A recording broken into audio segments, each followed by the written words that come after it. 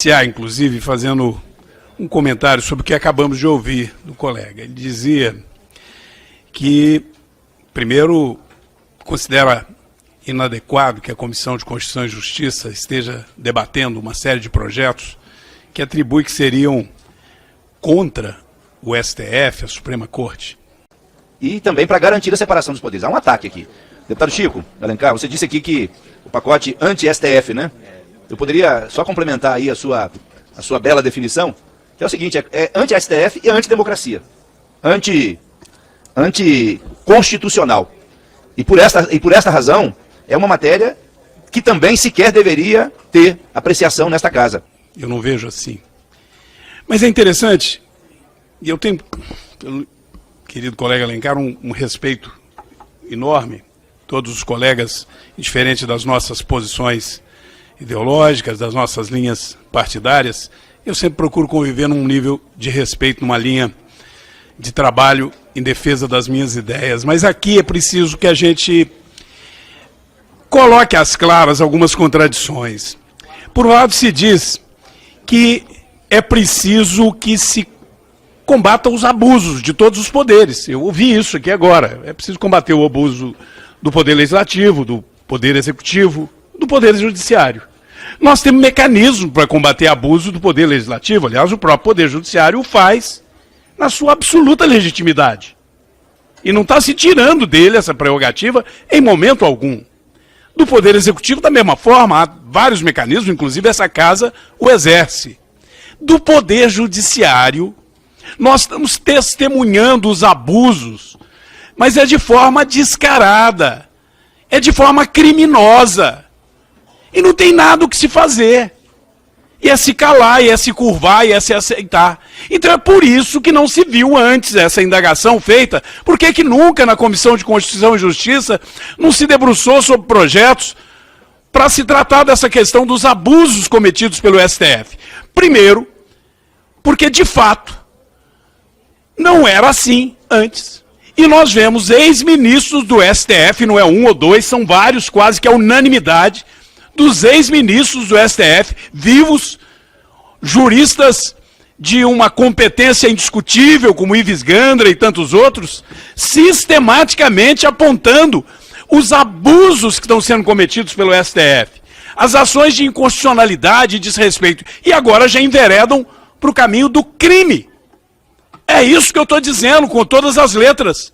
Um STF em que a briga, e o STF eu defendo, o Supremo, a instituição. Agora eu vou defender criminoso, porque ele se assentou lá dentro e ele agora é todo poderoso e não se pode atribuir a ele o crime de responsabilidade.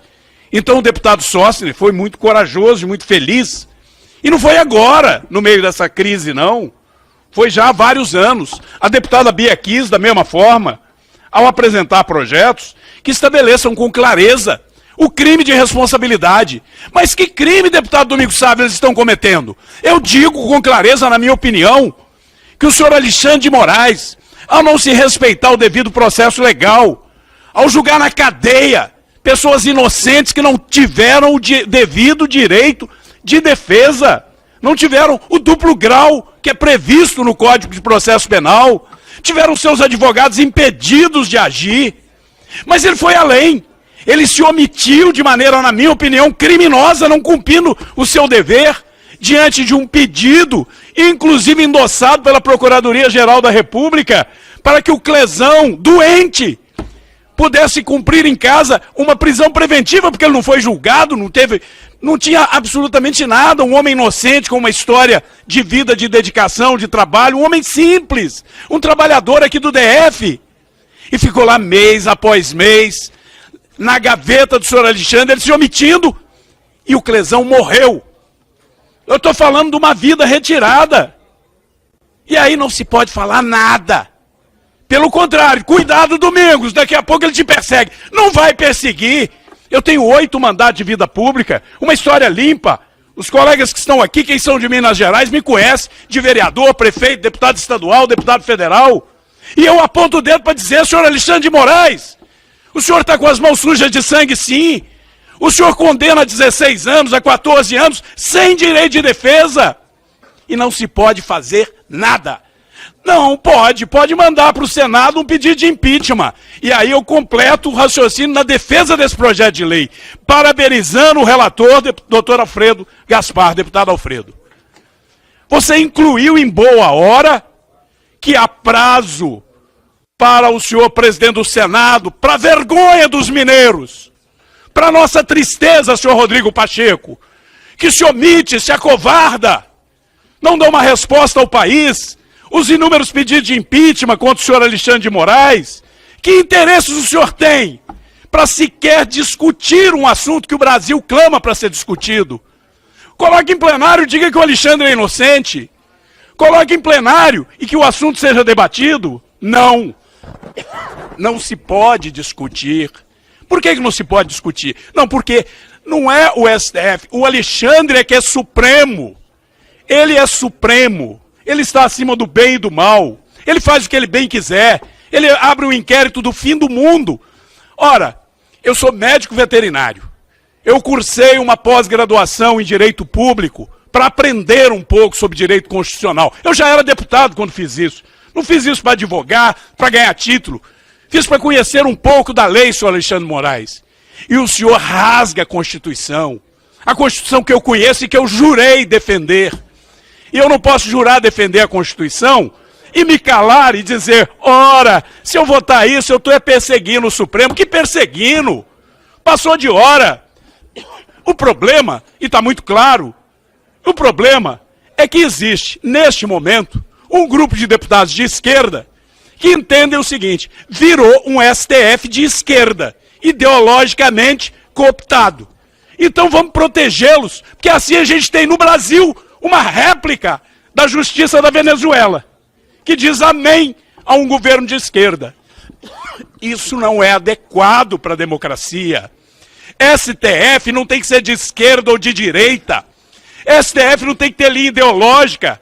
STF não tem que ter ministro que após a eleição vai fazer discurso e ministro do STF que esteve no comando do Tribunal Superior Eleitoral diz: derrotamos o bolsonarismo. Ele atribui a si, um ministro do STF, atribui a si a derrota de alguém que acabara de disputar uma eleição. Isso contribui para a democracia? Isso contribui para o STF? Isso é uma vergonha.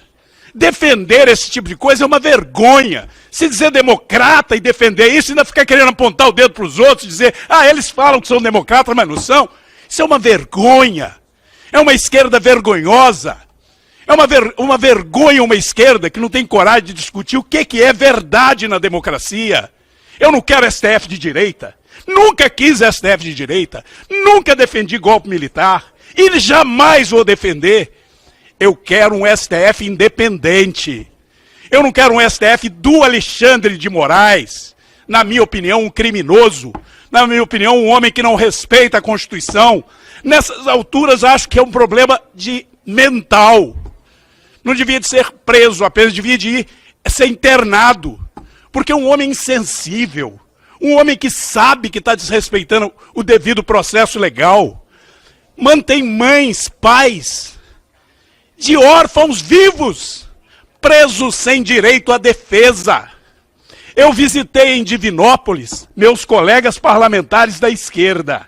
Eu visitei em Divinópolis, haviam 5 presos do dia 8.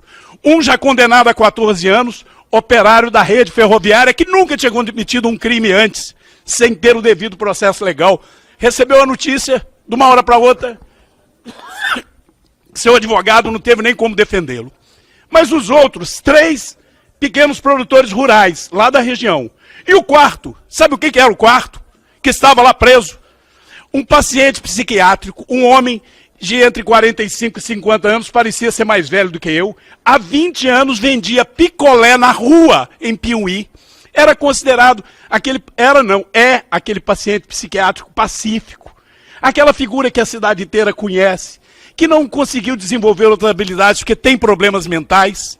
Veio a Brasília, esse paciente psiquiátrico, e estava lá preso, desesperado, chorando quando me viu.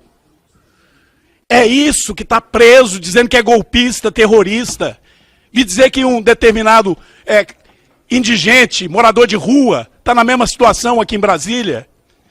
E nós vamos achar que não, mas é o STF, ele tem o direito de errar por último. Ainda tem coragem de falar isso? Como tem o direito de errar por último e tirar a vida das pessoas? Não tem o direito de tirar a vida das pessoas. Esse parlamento tem o dever de reagir. E aí, ainda comete o absurdo de falar isso é equivalente ao Estado Novo, porque o Estado Novo é que podia rever decisão. Ora, tenham respeito conosco. O Estado Novo era revista a decisão de maneira autocrática, pelo ditador de plantão. Nós estamos falando em rever decisão pelo Congresso, com quórum elevadíssimo, com responsabilidade. Isso que nós estamos fazendo amanhã, se for um governo de direita, o que é óbvio, não é possível que vocês não acreditam nisso. Não é possível que vocês acham que vocês vão estar eternamente à esquerda no poder. Então vocês já estão defendendo a ditadura. Haverá um momento em que teremos governos de direita. E nós vamos admitir, então, que um governo de direita monte um STF de direita? Não tem que ter STF nem de direita, nem de esquerda, mas hoje está tendo. A realidade é essa. Está tendo e precisa ter controle. E um dos mecanismos de controle é estabelecer claramente os crimes que nós estamos vendo eles cometerem e que haverá punição para esses crimes. E estabelecer também que o senhor presidente do Senado não tem o direito de simplesmente enfiar na gaveta o pedido de impeachment. Isso não foi dito aqui, isso está nesse projeto de lei. Pedido de impeachment tem que ter prazo para o presidente do Senado se manifestar. Porque hoje, o presidente do Senado, infelizmente, tenho que dizer, inclusive, que votei nele, na esperança de que representaria dignamente os mineiros. Hoje, o que eu ouço em Minas é tristeza, vergonha, por enxergar ali uma atitude covarde e até de traição. Já pedi a ele, reaja, faça o que é certo, faça o que é justo, coloque em pauta o pedido de impeachment, coloque em pauta as matérias, como está sendo feita aqui na Câmara. E não tem nada de errado nisso, não é perseguição ao Supremo, isso é defesa do Supremo. Supremo enquanto instituição, é reação. Porque eu ouvi aqui de uma colega dizer, não, é porque lá agora virou a casa da defesa das minorias. Ou seja, você perde na votação aqui, perde no Senado, a maioria decide uma coisa, aí você vai lá e diz, olha, a maioria decidiu, mas vocês são do lado dessa determinada minoria, revoga o que foi decidido lá. É assim o jogo democrático na visão dessas pessoas? É assim o jogo democrático na visão dessas pessoas. Então é inaceitável isto. Aí é preferível, e eu nunca defendi isso, é o equivalente a dizer, fecha o parlamento. Para que parlamento? Se o parlamento por maioria decide, mas depois basta ir lá e o Supremo simplesmente revoga porque não agradou a determinada minoria. Ora, eu respeito as minorias, mas governo de minoria ou de um só chama-se ditadura. Governo democrático é constituído por maioria, por isso que nós votamos essa semana passada. Nós votamos foi para eleger quem teve menos voto ou para eleger quem teve mais voto? Como é que se constitui uma decisão democrática? É pela maioria. E hoje o STF simplesmente ignora o nosso papel. Portanto, presidente, nós somos absolutamente favoráveis a esse projeto e eu acho que o parlamento está dando uma contribuição ao STF. Espero que a gente não precise de usar nada disso. Que isso que está sendo feito aqui sirva para acordar o STF e para que eles sigam no caminho da Constituição.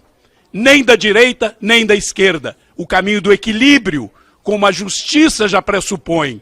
O caminho do equilíbrio, da isenção, cego com relação aos interesses, mas muito firme com relação à aplicação da justiça, da lei e da Constituição. Próximo inscrito. Gostaria de deixar claro que as opiniões e informações apresentadas aqui são de responsabilidade exclusiva de seus autores. Como criador deste conteúdo, não me responsabilizo por consequências. Pesquise e busque orientação profissional antes de decisões significativas.